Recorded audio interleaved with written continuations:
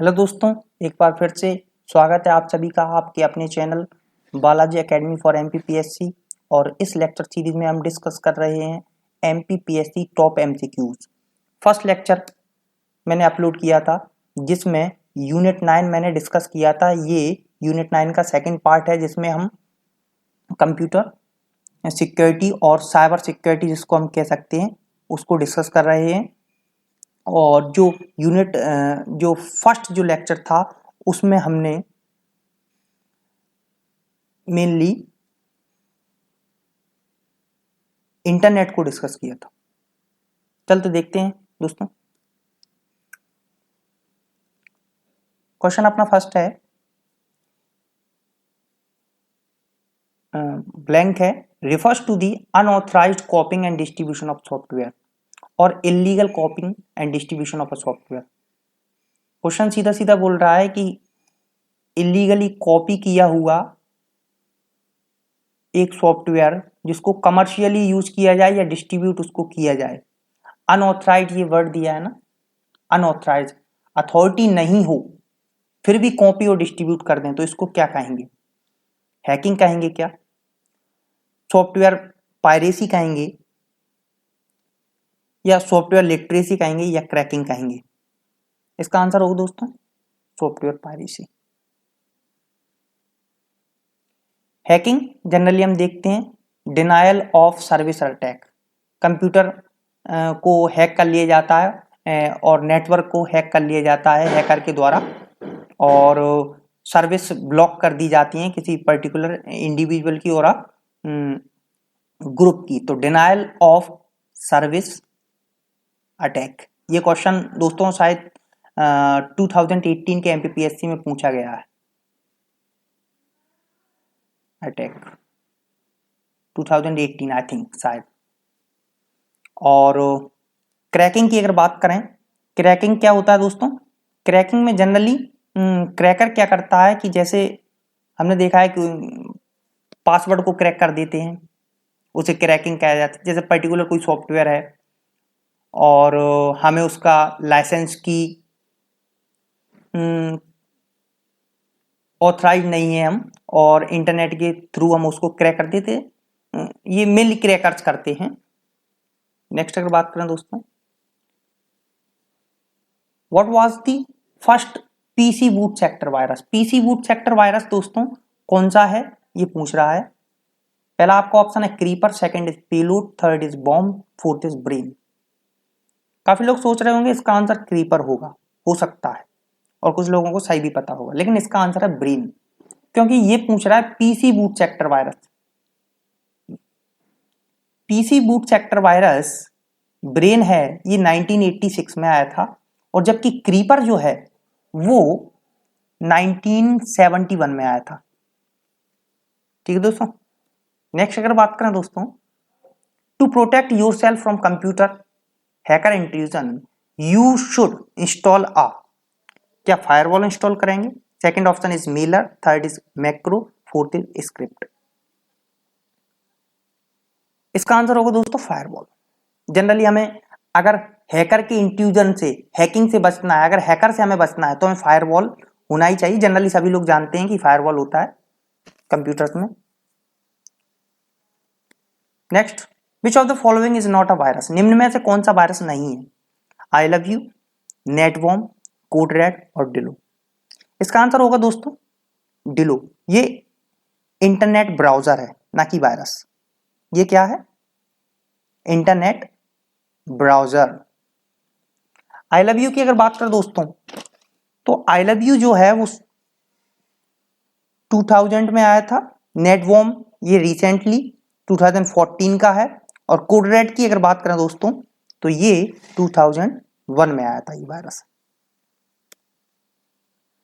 Next question, A malware that holds a person computer hostage until a ransom और फी is paid.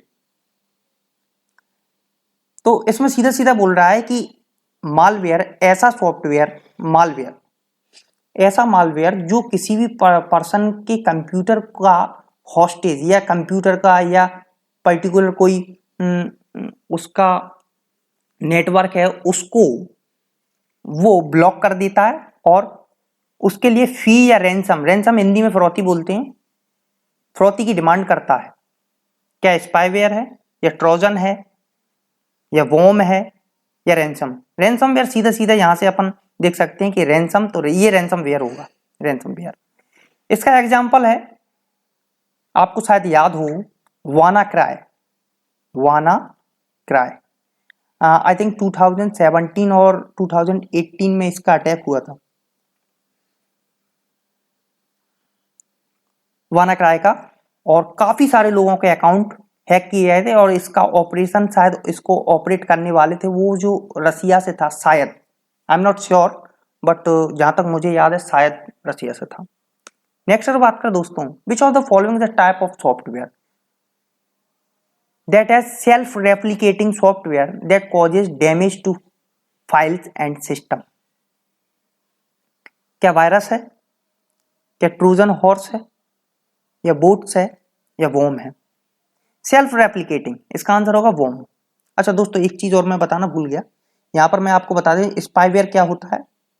Spyware में क्या होता है दोस्तों, ये यूजर की, ये भी एक मालवेयर होता है, ये यूजर की एक्टिविटी को मॉनिटर करता है, यूजर क्या कर रहा है उसके सारे इंफॉर्मेशन स्टोर कर। ट्रोजन की बात करें तो ये इंफॉर्मेशन को स्टील करता है, इस इंफॉर्मेशन चुराता है, ठीक है, एज अ प्रोग्राम या सॉफ्टवेयर की प्रोग्राम की तरह इंस्टॉल हो जाता है। ये स्पाईवेयर और यूजर की एक्टिविटी को देखता है, और ट्रोजन स्टील इंफॉर्मेशन को स्टील करता है।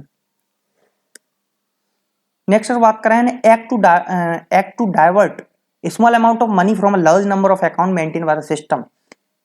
छोटे छोटे अमाउंट में बहुत सारे अकाउंट से पैसे की चोरी करना डिजिटली, उसको क्या कहते हैं? हैकिंग, क्रैकिंग, सलामी टेक्निक और स्पैम। हम जानते हैं इसका आंसर क्या होगा, सलामी टेक्निक। ये सलामी टेक्निक है, ये दोस्तों याद रखना, ये इंपॉर्टेंट है। स्पैम, बल्क ऑफ मैसेज जिनकी कोई जरूरत नहीं होती, बल्क ऑफ मैसेज सेंड करना, तो स्पैम हम जानते हैं। हैकिंग तो जानते हैं, क्रैकिंग भी जानते हैं। नेक्स्ट बात करें, the technique to access the unauthorised data without concerning the authorised user is.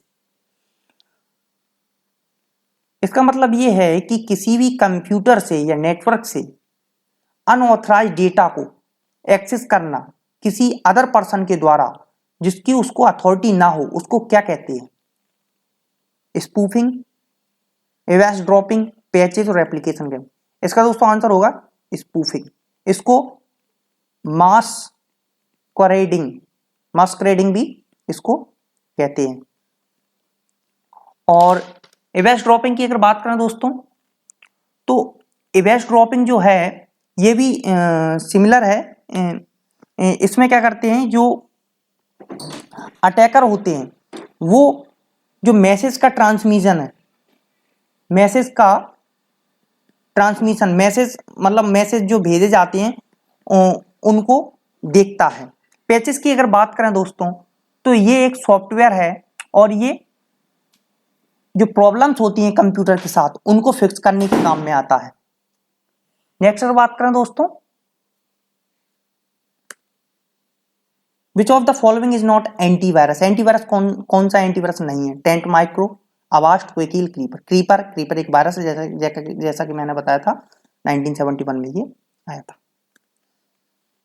Dot is a branch of information technology known as information security, computer security, cyber security, IT security, all of these. इसका answer होगा all of these. Thank you दोस्तों, आप लोगों को ये lecture कैसा लगा इसके बारे में मुझे बताइए, कमेंट कीजिए, और अगर आपको पसंद आए तो इसको लाइक कीजिए, शेयर कीजिए, सब्सक्राइब कीजिए, ताकि और लोगों को भी इसका एडवांटेज मिल सके, और बेल आइकन को प्रेस कीजिए, जब भी मैं न्यू लेक्चर अपलोड करूं तो सबसे पहले आप लोगों के पास आए। थैंक यू, फिर मिलते हैं नेक्स्ट लेक्चर में एक नई उम्मीद के साथ। Thank you very much.